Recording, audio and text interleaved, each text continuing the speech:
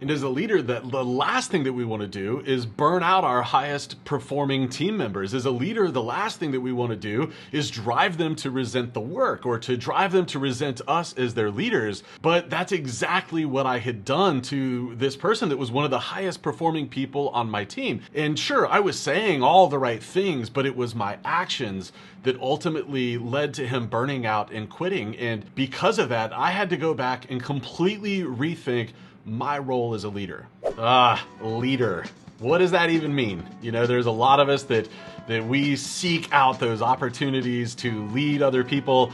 Others of us are a little bit more reluctant to take on all of the responsibilities that come with the title of being a leader. And I think for a lot of us that come from corporate America, particularly those of us that maybe come from more technical roles, like a bookkeeper or an accountant or an auditor, we may have never had a lot of leadership training. And in fact, a lot of us have never had good leadership role models. And so this week, I had taken some time to just kind of reflect on the job that I'm doing as a leader in my fractional CFO firm and in the Connected Accountant. And very quickly, I was reminded of the biggest leadership fail that I have ever committed. And so today what I want to do is share that story with you in hopes that you can take some of the lessons that I learned through that abysmal experience and apply them to your business so that you can be the type of leader you want to be and build the type of team that you want to have. So let's start by getting into the Wayback Machine. We're going to go back about 10 or 11 years ago now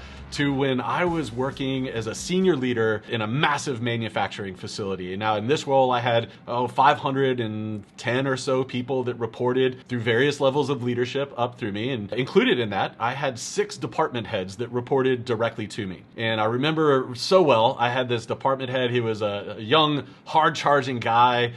He went to Virginia Tech.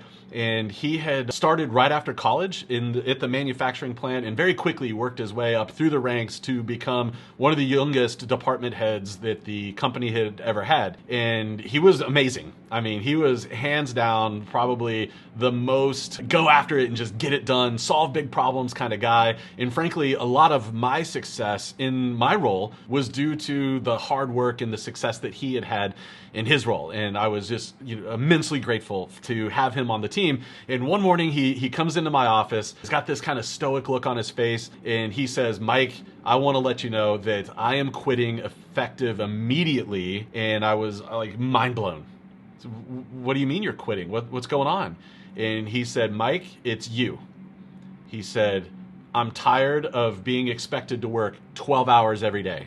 I'm tired of being expected to work weekends and holidays. I'm tired of being expected to respond to emails at all hours of the night. I have a young family. My family is too important to me, and I'm not going to waste my life working 60, 70, 80, 100 hours a week in this place. Week in and week out, I'm done." And he turned around and walked away, swung by HR to drop off his laptop and security credentials, got in his car and left. And I'll be honest, I was kind of peeved at him because I told myself that he had obviously lied to me about why he was quitting. I had told myself that it was obviously because he got a higher paying job somewhere else. I mean, he's a super smart guy, he's a hard worker, and didn't have the courage to tell me that he was leaving. So later that weekend, I was with one of my mentors, and when we got together, I just started kind of venting a little bit about the process because honestly, that guy leaving put me in a huge bind. And I said, "Yeah, I can't believe this guy just quit." And my mentor said, "Well, what happened?" And so I told him the story about the 12-hour work days and the 7-day work weeks and answering emails at all hours. And I was like, "You know me. There's no chance I would ever tell people that I expect them to do all of those things." And he kind of paused for a second and he took a look at me and he said, "Are you sure that you haven't told him that?" And I said, "Yeah, I'm positive. I would never say that." And he said, "Yeah, but you regularly work 12 and 14-hour days.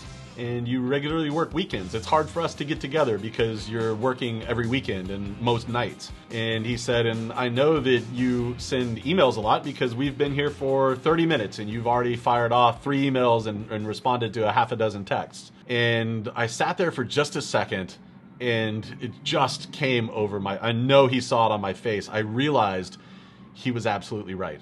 While it is true that I never told anybody on my team to work 12-hour days, day in and day out, to work weekends, to miss holidays, to answer emails at night and on the weekends. While I never told them with my words, I had set that expectation through my actions. And man, it was like a ton of bricks had just fallen on me, because I realized that, in fact, yes, I had told this amazing department head that I expected him to do all of those things. And it was 100% my fault that he had left the team. And as I thought through that, I had this aha moment, this light bulb moment, that there's more to leading well than just giving lip service around your expectations. You know, a lot of times we talk about leading by example, and you know, we do the right thing and always show up with truth, even when it's hard, and we push through and we solve problems. And those are very good examples of leading by example. But I realized that there's another part of leading by example, and that's about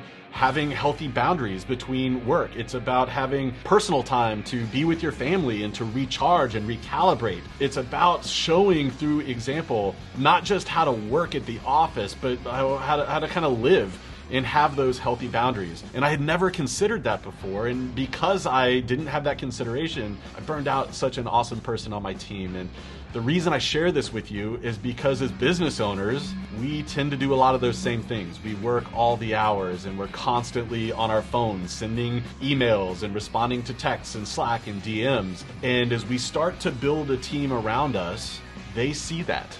They see the hours that we work and the days that we work, and we miss holidays and family time, and we're always accessible.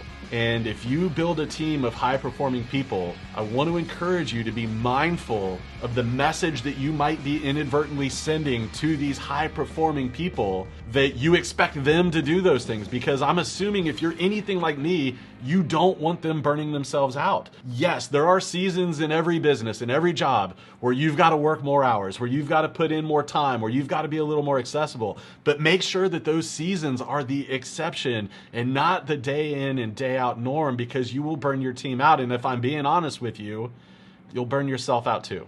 Take some time this week to think about the messages that you're sending to your team, verbally or non-verbally, and making sure that you are leading by example, that you are sending the message that you intend to send to them, and be very intentional and deliberate about that. And I think that as you grow your team, they will thank you for it. You will thank you for it. Your family and friends will thank you for it. It will pay off dividends for the rest of your life. All right, I hope this was helpful. If it was, it would mean the world to me if you would smash one of the like buttons and maybe share the episode with somebody else that could hear this message today. I look forward to seeing you right here next week. In the meantime, have a great day, my friend.